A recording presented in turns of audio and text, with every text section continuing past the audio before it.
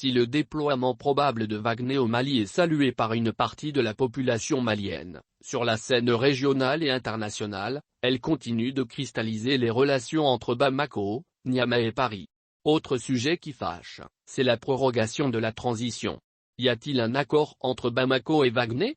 Faut-il proroger la transition? Mohamed Agassori, analyste politique et spécialiste des relations internationales non moins directeur fondateur de Tidas Strategy Consulting, livre son analyse. Mali Tribune. Ces derniers jours, la tension monte entre pro- et anti-prorogation de la transition. En tant qu'analyste, faut-il prolonger la durée de la transition? Mohamed Agassori, en toute objectivité, on peut dire que cette transition sera prolongée. C'est une évidence.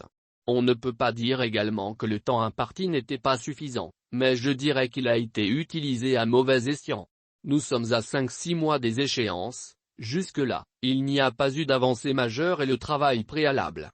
Par exemple pour les élections, il faut d'ores et déjà mettre en place les organes qui seront chargés d'organiser ces élections, les institutionnaliser et les opérationnaliser sur l'ensemble du territoire. Jusque-là, cela n'a pas été fait. Même si on a commencé avec le travail de la liste électorale, il y a beaucoup de choses qui n'ont pas été faites. Quand on parle de réforme constitutionnelle, ça n'a pas commencé, c'est-à-dire on ne sait pas comment cette constitution sera rédigée. Qui va la rédiger? Est-ce un comité? Est-ce que ce comité a été mis en place? Comité d'experts nationaux? Nous avons de la ressource ici. Mais dans les discours, on se rend compte que les discours des autorités commencent à changer. Si au départ, depuis la transition Banado elles ont été vraiment focus sur la transition, ce n'est plus le cas. Actuellement on est en train de mettre en avant les assises nationales et elles ne sont pas tenues encore et on n'a pas une idée exacte de quand elles auront lieu donc cette transition sera prolongée. Maintenant il serait important de savoir quelle sera la position de la communauté internationale, la CEDEAO a déjà donné le ton. Est-ce que la transition ne voudra pas également dire qu'il faut rééquilibrer la structure institutionnelle actuelle? Est-ce que c'est la même équipe gouvernementale? Mais c'est tout à fait normal que cette question suscite une bipolarisation de la classe politique avec ceux qui sont contre la prorogation de la transition et ceux qui sont pour. Mali Tribune. Admettons qu'on ne proroge pas la transition. Est-ce qu'en 5 mois, nous pouvons organiser des élections générales libres et transparentes sur toute l'étendue du territoire? C'est techniquement possible et impossible aussi. Ça dépend dans quel sens, parce qu'aujourd'hui, organiser des élections, c'est vraiment un défi, mais l'autre défi, c'est comment organiser ces élections?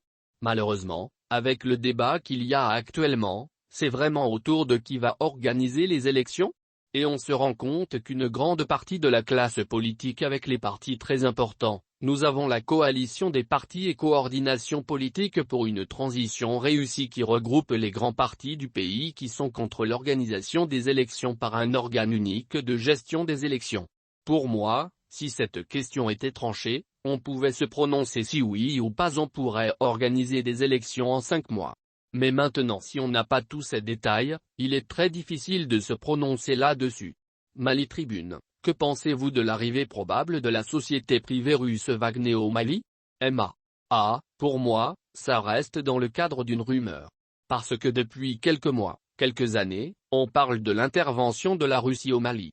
Mais ce qui paraît évident aujourd'hui, c'est que la Russie en tant que pays, les forces armées russes ne sont pas en tout cas prêtes à intervenir tout de suite. C'est vraiment une évidence. Il n'y a aucun indice qui montre cela. Peut-être du fait de la situation géopolitique, le Mali ne représente pas forcément un enjeu immédiat pour les Russes. Mais comme vous le dites, il y a quand même cette rumeur persistante du déploiement possible de Wagner. Là encore je ne pense pas que cela aboutisse parce que vu le tollé que cela crée, vu les équilibres internationaux sinon régionaux de la situation au Mali, avec l'implication de plusieurs acteurs, et parmi ces acteurs-là, les principaux ont rejeté quand même cette possibilité-là, notamment les forces internationales françaises et les autres forces internationales comme certains pays du G5 Sahel, la CEDEAO. Tout cela est un indicateur pour dire que ce sera très difficile que cela se concrétise. Mais comme on est en politique, rien n'est impossible. On verra dans les prochains mois et jours. Mais jusque-là, ça reste quand même une rumeur qui reste persistante. Mali Tribune. la France et l'Allemagne ont déjà mis en garde les autorités maliennes de toute collaboration avec cette entreprise militaire russe. Si d'aventure, l'accord se concrétise entre Bamako et Wagner, pourrions-nous assister à une guerre par procuration entre Moscou et Paris? La Russie a commencé une offensive diplomatique depuis quelques années, pour retrouver la place qu'avait l'URSS à l'époque. Que ce soit en Amérique du Sud, au Moyen-Orient ou en Afrique, elle est dans cet état d'esprit. Et de l'autre côté, nous voyons également la France et le bloc occidental est en train de perdre du terrain, notamment en Afrique face à la concurrence des puissances émergentes comme la Chine, la Turquie et bien évidemment la Russie. Donc il y a déjà en réalité une guerre par procuration. Ce n'est pas une guerre avec des armées pour le moment, mais c'est vraiment une guerre idéologique, politique, médiatique qui dure depuis quelques années, l'après-guerre mondiale. Il y a une restructuration de l'ordre mondial avec la disparition de l'URSS, l'apparition des nouveaux acteurs et la réémergence de la Russie avec à sa tête Vladimir Poutine. Il y a vraiment une guerre d'influence entre le bloc de l'Ouest et entre les puissances émergentes maintenant. Dans ce jeu-là, la France se retrouve en face à face avec la Russie. Nous avons déjà assisté à une manche en Centrafrique et ça continue. Récemment, on voit sur les réseaux sociaux, à travers certains activistes pro-russes et pro-français etc. Il y a déjà une guerre dans ce sens-là, mais ce n'est pas une confrontation en tant que telle. Dans les réactions, on se rend compte que les pays de l'Ouest sont en train de rejoindre la position de la France sur ce dossier Wagner.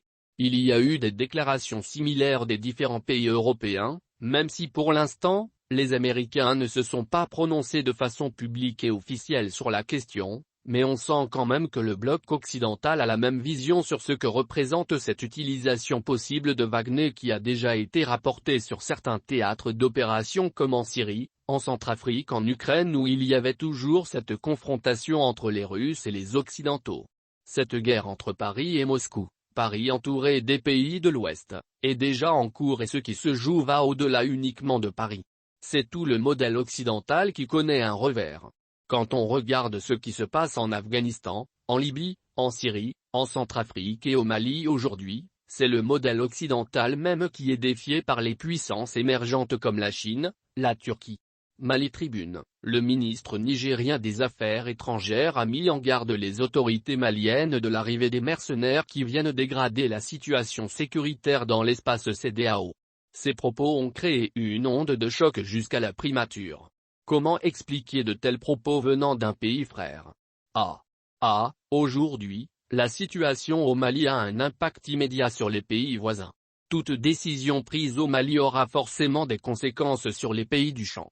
C'est tout à fait logique que le Niger, qui a été également impacté par la situation malienne, puisse quand même réagir, parce qu'aujourd'hui, avec la globalisation et l'implication des différents acteurs dans la crise malienne et sahélienne, c'est tout à fait normal que les États voisins puissent faire part de leurs inquiétudes quant à l'utilisation de certaines méthodes, et l'utilisation même des mercenaires n'est pas quelque chose de reconnu dans le droit international. Je crois que c'est même condamné, c'est tout à fait normal. Maintenant, comment est-ce que les Nigériens ont réagi? Est-ce qu'ils ont utilisé un ton diplomatique? C'est un autre débat.